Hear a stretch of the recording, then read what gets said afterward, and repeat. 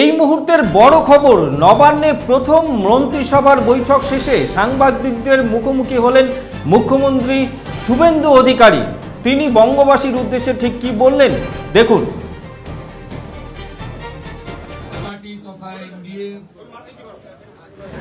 সরকারের প্রথম ক্যাবিনেটের পক্ষ থেকে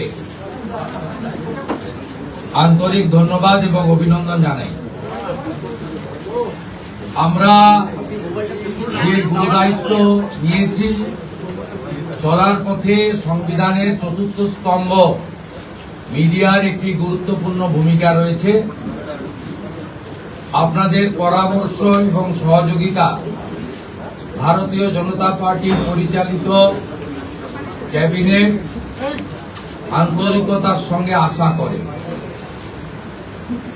আমরা আজকে প্রথম ক্যাবিনেটের মিটিং করেছি।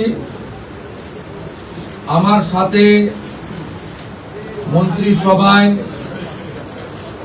যারা যোগদান করেছিলেন 5 জন আমার অত্যন্ত গুরুত্বপূর্ণ সতীর্থ, সম্মানীয় দিলীপ ঘোষ মহোদয়, সম্মানীয় অগ্নিমিত্রা পাল, সম্মানীয় অশোক কীর্তনিয়া, সম্মানীয় ক্ষুদিরাম টুডু, সম্মানীয় নিশীথ প্রামাণিক, তারা আজকের এই ক্যাবিনেটে গুরুত্বপূর্ণ ক্যাবিনেটে অংশগ্রহণ করেছে। এর বাইরেও মুখ্য সচিবের নিয়ন্ত্রণে সরকারি আধিকারিকরা এবং মুখ্যমন্ত্রীর দপ্তরের উপদেষ্টা সহ অন্যান্যরা ক্যাবিনেটে আমাদের সহযোগিতা করেছে। আমি গোটা রাজ্যের মানুষকে ডক্টর শ্যামাপ্রসাদ মুখার্জির এই পশ্চিমবঙ্গ ভূমি আপনারা যে গুরুদায়িত্ব আমাদের কাঁধে তুলে দিয়েছেন, মাননীয় প্রধানমন্ত্রী নরেন্দ্র মোদীজির মার্গদর্শনে এই ক্যাবিনেট সুশাসন, সুরক্ষা এবং ডবল ইঞ্জিন সরকারের যে চলার পথ রয়েছে, যা অন্যান্য 20টি রাজ্যে চলছে, সেই পথে অগ্রসর হবে। এটা আমি পশ্চিমবঙ্গের দলমত নির্বিশেষে, বর্ণ ধর্ম নির্বিশেষে বাংলার জনগণকে আশ্বস্ত করতে চাই। এই মন্ত্রিসভা, এই সরকার for the party, by the party, of the party ব্যবস্থা তুলে দিয়ে সংবিধান প্রণেতা প্রাতঃস্মরণীয় ডক্টর বাবা সাহেব আম্বেদকরের সংবিধানের প্রধান যে ভাষা for the people, by the people, of the people ভিত্তিতে চলবে। এবারে কাজের কথায় আসি। আজকে আমরা ক্যাবিনেটে, প্রথম ক্যাবিনেটে 6টা সিদ্ধান্ত নিয়েছি। প্রথম, পশ্চিমবাংলার গণতন্ত্রের যে মহোৎসব হলো, দীর্ঘদিন বাদে মৃত্যুহীন, ভয়মুক্ত, অবাধ নির্বাচন গোটা ভারতবর্ষ কেন, গোটা পৃথিবীর মানুষ দেখল। তাই একটা প্রদেশের নির্বাচন নিয়ে আজকে বিশ্বের বিভিন্ন সংবাদ মাধ্যমে আলোচনা হচ্ছে। তাই আমরা প্রথমেই বাংলার জনগণ তথা 93% ভোট প্রদানকারী ভোটারদেরকে নতমস্তকে কৃতজ্ঞতা জানালাম। সাথে ভারতের নির্বাচন কমিশন, নির্বাচন কমিশনের নিয়ন্ত্রণাধীন ভোট কর্মী, গণনা কর্মী, বাইরের রাজ্য থেকে আসা অবজারভার, কেন্দ্রীয় সুরক্ষা বল, রাজ্য পুলিশ, কলকাতা পুলিশ, সংবাদ মাধ্যম, নির্বাচনে প্রতিদ্বন্দ্বী রাজনৈতিক দল, প্রার্থী প্রত্যক্ষ পরোক্ষভাবে এই এত বড় কর্মযজ্ঞে অংশগ্রহণকারী প্রত্যেকের প্রতি এই ক্যাবিনেট কৃতজ্ঞতা জ্ঞাপন করে। দ্বিতীয়, আমরা যাদের আত্মবলিদানের মধ্য দিয়ে বিজেপি সরকার প্রতিষ্ঠা হয়েছে, সেই ভারতীয় জনতা পার্টির অকালে ঝরে যাওয়া 321 জন যারা আত্মবলিদান করেছেন, তাদেরকে শ্রদ্ধার সঙ্গে স্মরণ করেছি, সমবেদনা জানিয়েছি। তাদের পরিবারের প্রতি এই সরকার দায়বদ্ধ। তারা যেমন হত্যার বিচারও আশা করেন, তা আমরা দেব। সাথে সাথে এই পরিবারগুলির সামাজিক এবং অন্যান্য কল্যাণকর সমস্ত দায় দায়িত্ব আমরা এই সরকার কাঁধে তুলে নিলাম। আমাদের দেশের সুরক্ষার প্রশ্ন, পশ্চিমবঙ্গের সুরক্ষার প্রশ্ন এবং যেভাবে জনবিন্যাস বদলে গেছে, আজকে আমরা প্রথম দিনই আমরা কেন্দ্রীয় স্বরাষ্ট্র দপ্তর তথা বিএসএফ এর সীমান্ত সুরক্ষিত করার জন্য জমি ট্রান্সফার প্রক্রিয়া আমরা আজকে অনুমোদন দিলাম এবং আজ থেকেই ল্যান্ড ট্রান্সফার প্রক্রিয়া শুরু হবে। ভূমি ও রাজস্ব সচিব তাকে এবং মুখ্য সচিবকে দায়িত্ব দেওয়া হলো 45 দিনের মধ্যে বিএসএফ এর প্রয়োজনীয় জমি হস্তান্তর সম্পূর্ণ করতে হবে, যা আমাদের কেন্দ্রীয় স্বরাষ্ট্রমন্ত্রী নির্বাচনের আগেই বলেছিলেন। এই কাজটা আজকে প্রথম ক্যাবিনেটে আমরা করলাম। মাননীয় প্রধানমন্ত্রী নরেন্দ্র মোদীজি তিনি বলেছিলেন প্রথম ক্যাবিনেট মিটিংয়ে আমরা আয়ুষ্মান ভারতে যুক্ত হব। আমরা আয়ুষ্মান ভারতে যুক্ত হলাম এবং সংশ্লিষ্ট দপ্তর কেন্দ্রীয় স্বাস্থ্য দপ্তরের সঙ্গে প্রয়োজনীয় যে এগ্রিমেন্ট অন্যান্য যে বিষয়গুলি রয়েছে সেটা স্বাস্থ্য সচিব, মুখ্যমন্ত্রীর দপ্তরের উপদেষ্টা এবং মুখ্য সচিব মিলিতভাবে অতি দ্রুত সম্পন্ন করবেন। অর্থাৎ আজ থেকে মাননীয় প্রধানমন্ত্রীর ঘোষিত পশ্চিমবাংলার মানুষের প্রতি যে কমিটমেন্ট আজকে ভারতীয় জনতা পার্টির ক্যাবিনেট সেটা সম্পূর্ণ করল।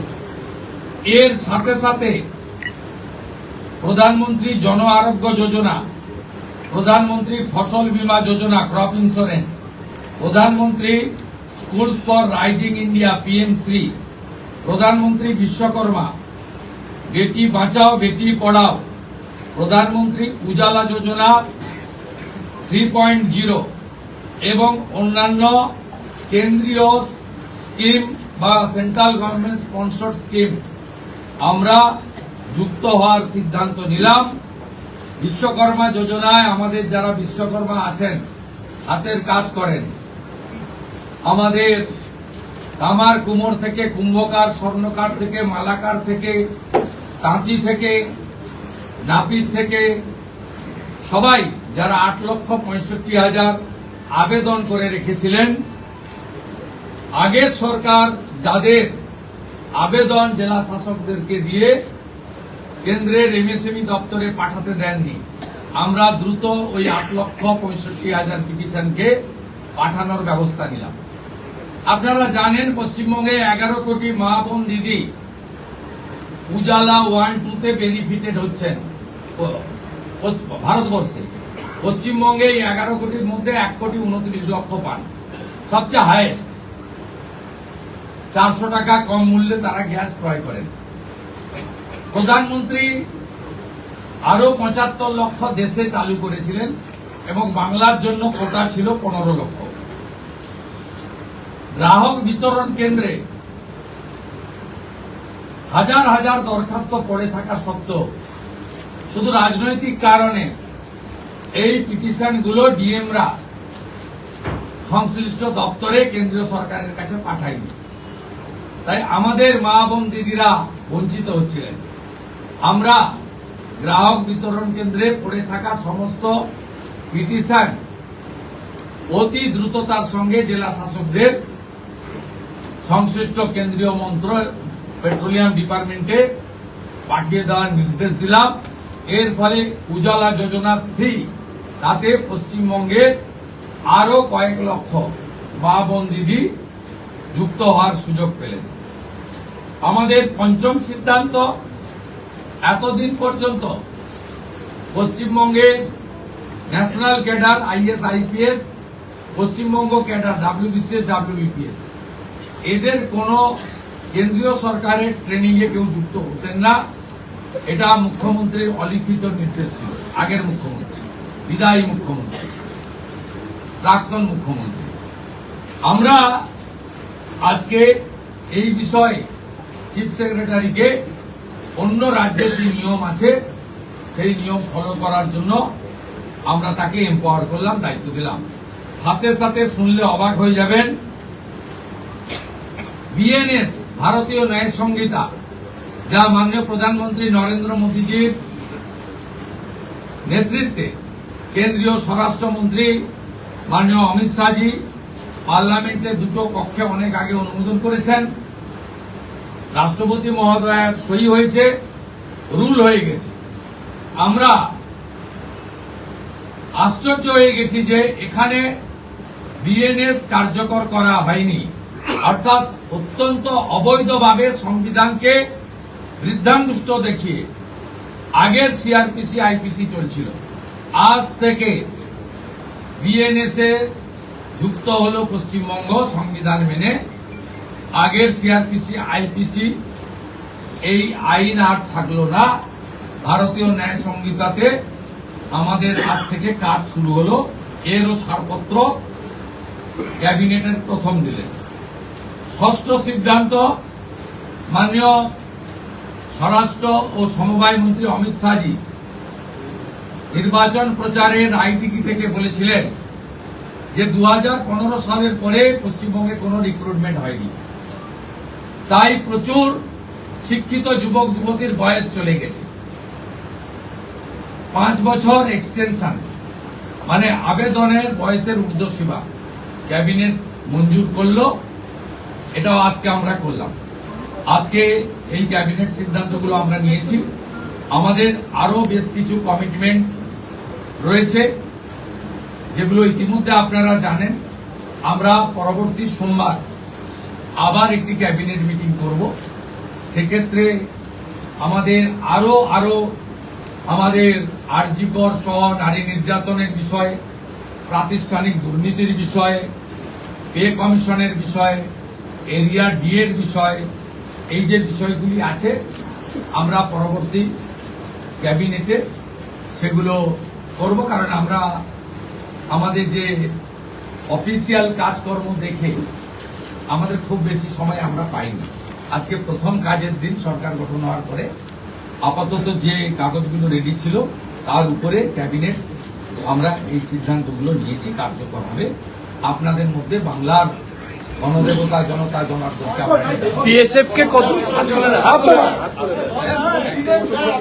আমাদের ক্যাবিনেটে মাননীয় মুখ্যমন্ত্রী প্রয়োজন হলে নিশ্চয়ই সাংবাদিকদের সঙ্গে কথাবার্তা বলবে, প্রশ্ন উত্তরেও অংশগ্রহণ করবে, কিন্তু সেটা প্রয়োজন ভিত্তিক। ক্যাবিনেট ব্রিফিং নেক্সট ক্যাবিনেট থেকে মাননীয় সিনিয়র মিনিস্টার দিলীপ ঘোষ এবং মাননীয় সেকেন্ড টাইম MLA তথা মন্ত্রী অগ্নিমিত্রা পাল মহোদয় ব্রিফ করবেন। পরের সপ্তাহ থেকে দুজন মিলে করবে, একই পয়েন্টে করবে না, নিজেরা করে আমি জনস্বার্থে একটি গুরুত্বপূর্ণ তথ্য দেব যে কিভাবে পশ্চিমবঙ্গে যে সরকারকে মানুষ রিজেক্ট করেছে, ক্ষতি করে দিয়ে গেছে। অনেক কিছু পাবেন পরপর। 16 জুন 2025 ভারত সরকারের পক্ষ থেকে জনগণনার জন্য office of registrar general of India ministry of home affairs তারা পাঠিয়েছিলেন। জুন মাসে 2025, আজকে প্রায় 1 বছর হতে যায়, 11 মাস অতিক্রান্ত। পশ্চিমবঙ্গ সরকার এই ফাইল ফেলে রেখেছিল এবং এগুলো এক্ষুনি পাবলিক ডোমেনে আনার বিষয় নয়, কিন্তু যে তথ্য আমাদের এই হাতে আছে, যে লিখিত তথ্য আছে, তাতে এরা শুধুমাত্র পশ্চিমবাংলার সঙ্গে বিশ্বাসঘাতকতা করেনি, দেশের সঙ্গে, দেশের সংবিধানের সঙ্গে বিশ্বাসঘাতকতা করেছে এবং এদের মূল লক্ষ্যই ছিল এই জনগণনা আটকে দিয়ে মহিলা সংরক্ষণ যাতে ভারত সরকার করতে না পারে, মহিলারা যাতে বিধায়ক সাংসদ না হতে পারে, সেজন্যই এসব করে গেছে। আজকে আমরা এখনই জনগণনা সংক্রান্ত 16 June 2025 ministry of home affairs, office of registrar general India তাদের পাঠানো সার্কুলারকে আমরা এখনই কার্যকর করলাম। এই মুহূর্ত থেকে জনগণনার কাজ, তার প্রক্রিয়া পশ্চিমবঙ্গ সরকার আজ থেকে এই মুহূর্ত থেকে করলো। এটি প্রশাসনিক নির্দেশে হলো। সবচেয়ে বড় যে অভিযান ছিল আপনাদের দুর্নীতির বিরুদ্ধে, সবচেয়ে বড় অভিযান ছিল, সেটা নিয়ে কোনো সিদ্ধান্ত হলো? আমি আপনাকে বলেছি, প্রাতিষ্ঠানিক দুর্নীতি, মহিলা নির্যাতন, পে কমিশন, এরিয়া ডিএ, এগুলো নিয়ে নেক্সট ক্যাবিনেটে গুরুত্ব সহকারে আমরা ক্যাবিনেটে আনবো। নেক্সট মানডে হবে। আমাদের কিছু পেপার ওয়ার্কের প্রয়োজন আছে। আমরা আগের মতো বাজেট হয়ে যাওয়ার পরে চন্দ্রিমা তুমি এটা বলে দাও, এভাবে সরকার চলতে পারে না। সরকার চলে তথ্যের উপরে, সরকার চলে নিয়মের উপরে এবং সরকারি সিদ্ধান্ত হয় সংবিধানের কতগুলো বিষয়ের উপরে। তাই এই গভর্নমেন্ট আমিত্বে বিশ্বাস করে না, আমরা নীতিতে চলবে এবং রুলস, অ্যাক্টস, সংবিধান, একে প্রায়োরিটি দিয়েই আমরা কাজ করব। আমরা আশা করব এই সরকারের কোনো সিদ্ধান্ত নিয়ে, আপনারা তো বটেই, আমরা বেঁচে থাকা কিছু 2-4-5% যারা সমালোচক, সেই সমালোচকরাও কোনো সমালোচনা করতে পারবেন না, এই রকম সুযোগ এই সরকার দেবেন। এই জন্যই মাননীয় প্রধানমন্ত্রী বলেছেন, বিজেপি পশ্চিমবঙ্গ বলেছে, ভয় আউট, ব্যবসা ইন। ব্যবসাটা আমাদের উপরে রাখুন, আমরা ঠিক পথে চলব। একটা কথা বিএসএফ কে কতটা জমি দিচ্ছে? বিএসএফ কে কতটা জমি দিচ্ছে? একটা বাংলা দেন, তারপরে দুটো হিন্দি দেন। আচ্ছা, বিএসএফ কে কতটা মাননীয় মুখ্যমন্ত্রী, বিএসএফ কে কতটা জমি দিচ্ছে? বিএসএফ কে কতটা জমি? বিএসএফ যতটা জমি চেয়েছে ততটাই দেওয়া হবে। হ্যাঁ, এবং ইতিমধ্যে ল্যান্ড ডিপার্টমেন্ট কাজ এগিয়ে রেখেছে। আগের সরকারের অনিচ্ছাতে বিশেষ ভোটারদের বাঁচানোর জন্য, অভারতীয় অবৈধ অনুপ্রবেশকারীদের বাঁচানোর জন্য তারা ভূমি দপ্তরকে কাজ করতে দেয়নি এবং মহামান্য কলকাতা হাইকোর্টের নির্দেশও অমান্য করা হয়েছে, যেটা কোনো সরকার করতে পারে না। আমরা ল্যান্ড ডিপার্টমেন্টকে আজ থেকেই রেডি থাকা জমি হস্তান্তর করতে শুরু করেছি। আমার কাছে যেটুকু আমি এলওপি হিসেবে খবর রেখেছিলাম, 90% জমি আপনার land department government of West Bengal transfer করতে পারে। এক্সাক্ট সংখ্যাটা মুখ্যমন্ত্রীকে অনেক কিছু ভেবে বলতে হয়, যেটা বলতে হয় তার অথেন্টিকিটি যেন থাকে, তার যেন পূর্ণ সত্যতা ইত্যাদি থাকে, এটা করেই বলতে হয়। তাই এইভাবে আগের সরকারের মতো আলপটকা প্রশ্ন উত্তরে বর্তমান মুখ্যমন্ত্রী বা তার ক্যাবিনেট যাবে। স্যার একটা কথা, স্যার একটা প্রশ্ন, কেন্দ্রীয় প্রকল্প মাননীয় মুখ্যমন্ত্রী सवाल उठाए थे, आप जब विरोधी में तब उठाए थे, अब सत्ता में आप आ गए, आपका सिंगल डायरेक्टिव क्या होगा एडमिनिस्ट्रेटिव हेड्स के लिए ताकि रेस्टोर हो पाए राज्य का लॉ एंड ऑर्डर? और बीएसएफ वाला भी अब जो दे रहे हैं वो अगर हिंदी में थोड़ा बता दें। देखिए, हमारी सीमांत सुरक्षा देश की सुरक्षा के साथ जुड़ा हुआ है। ये भारतीय जनता पार्टी का चुनाव में बहुत बड़ा कमिटमेंट था। देश हित में बंगाल का हित में, इसलिए आज पहले कैबिनेट में हम लोग बीएसएफ को लैंड ट्रांसफर करने का डिसीजन ले लिया है। लैंड डिपार्टमेंट जो लैंड उनका पास है, उन्होंने लैंड डिपार्टमेंट ने बहुत सारा एक्सरसाइज भी करके रखा है। वो लैंड ट्रांसफर आज से शुरू होगा और पूरा के पूरा लैंड माननीय गृह मंत्री जी ने जिस तरीके से बताया था, ऑनरेबल प्राइम मिनिस्टर ने जिस तरीके से उनका गाइडेंस हम लोग को मिला, उनका इंस्ट्रक्शन मिला, पहले कैबिनेट ये आने वाला 45 डेज के अंदर पूरा के पूरा जमीन एमएचए को ट्रांसफर करेगा, बीएसएफ फेंसिंग पूरा कर देगा और इलीगल इन्फिल्ट्रेटर्स का जो हमारी प्रॉब्लम चल रहा है ये भी कुछ दिन के अंदर रिजॉल्व हो जाएगा। ये डिसीजन कैबिनेट ने लिया है।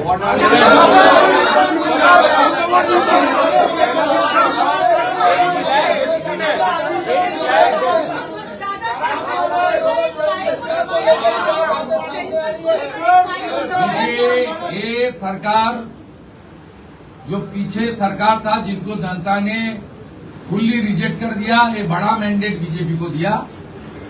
ये सरकार केवल तुष्टीकरण, परिवारवाद, इंस्टीट्यूशनल करप्शन, महिला का ऊपर अत्याचार, गवर्नेंस को खत्म नहीं किया, देश की कॉन्स्टिट्यूशन को भी चैलेंज कर दिया।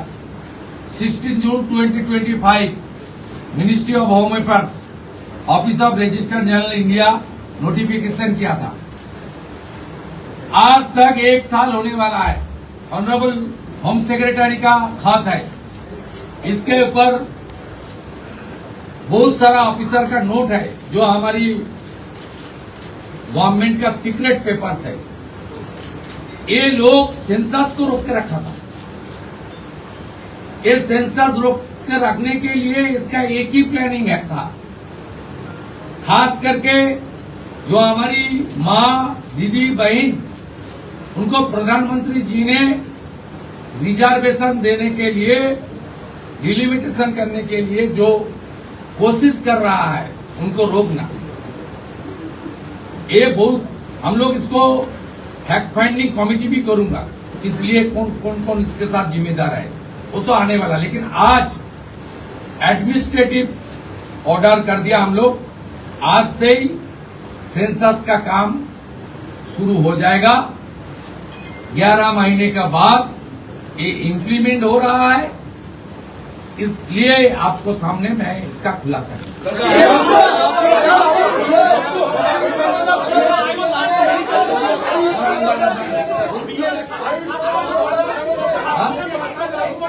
आयुष्मान भारत योजना के आज से लागू हो रहे हैं। ऑनरेबल प्राइम मिनिस्टर साहब का कमिटमेंट था, बीजेपी का मैनिफेस्टो में था।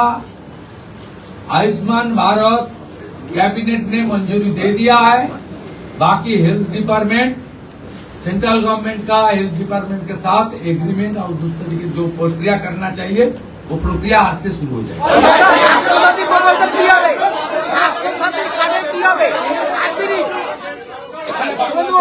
শুভেন্দু বাবু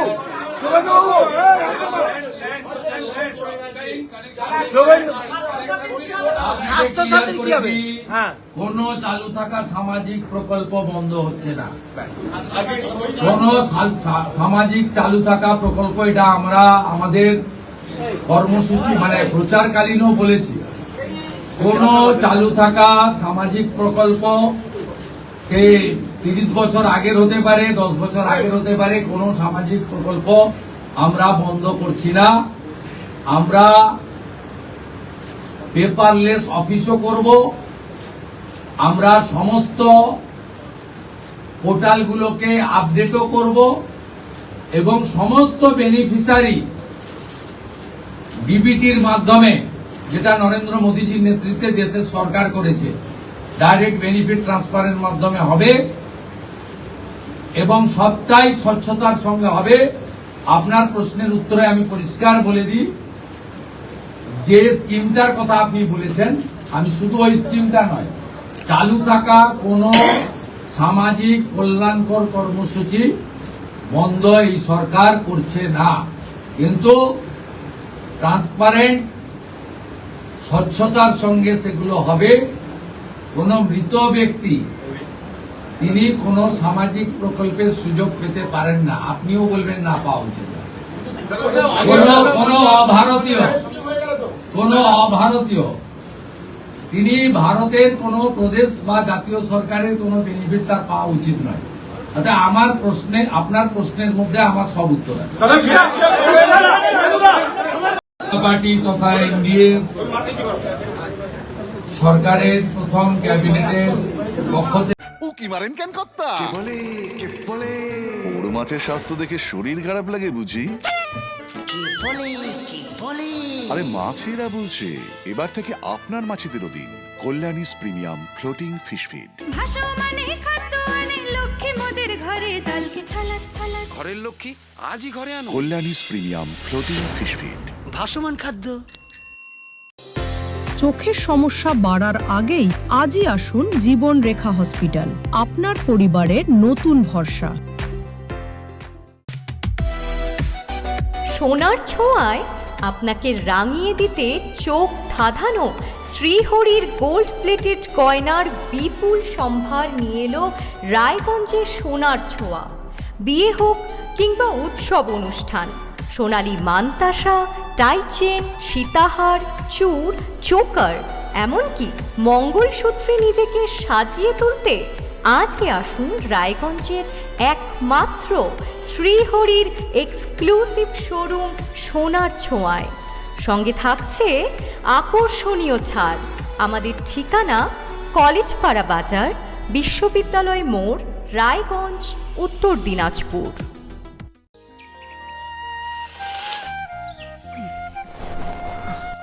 হ্যাঁ রে, তুই নিজেকে কি সুন্দর ফিট রাখিস, তোর বরকে রাখতে পারিস না? তোর দাদা জেনেছে Nature Pure rice bran oil দিয়ে রান্না করলে শরীর এমনি সুস্থ থাকে। হ্যাঁ সে তো ঠিকই, শরীর চর্চার পাশাপাশি ভালো তেল দিয়ে রান্না করাটাও জরুরি, আর সেই জন্যই আমার একমাত্র choice nature Pure rice bran oil. শরীর সুস্থ রাখার জন্য আমার পছন্দের সেরা cooking oil nature Pure rice bran oil, সম্পর্কে স্বাদ এনে দেয়।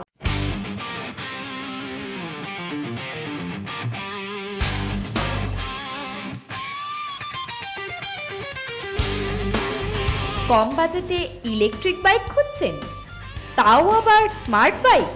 তাহলে আর দেরি কেন? আকর্ষণীয় ছাড়ে আপনার নাগালের মধ্যে দুর্দান্ত অফারে হাই কোয়ালিটির স্মার্ট ই বাইক পেতে আজই চলে আসুন রায়গঞ্জের গ্লোবাল সিটিতে। বিভিন্ন নামী কোম্পানি ইলেকট্রিক মোটর বাইকের বিপুল সম্ভার রয়েছে আমাদের কাছে, সেই সঙ্গে সার্ভিসও পাবেন একেবারে হাতের কাছেই। তাছাড়া একই ছাদের নিচে সুদৃশ্য হোটেল, রেস্টুরেন্ট, এমনকি অনুষ্ঠান ভবনও থাকছে। তাই আজই আসুন গ্লোবাল সিটিতে। আমাদের ঠিকানা 12 নম্বর জাতীয় সড়কের ফ্লাইওভারের পাশে, রূপাহার, রায়গঞ্জ, উত্তর দিনাজপুর।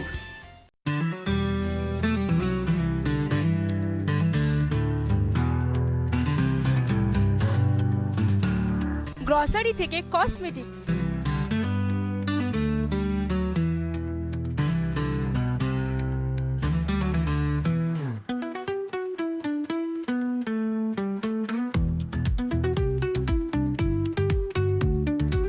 আপনার যে কোনো প্রয়োজনীয় জিনিস পেয়ে যাবেন একই ছাদের তলায়।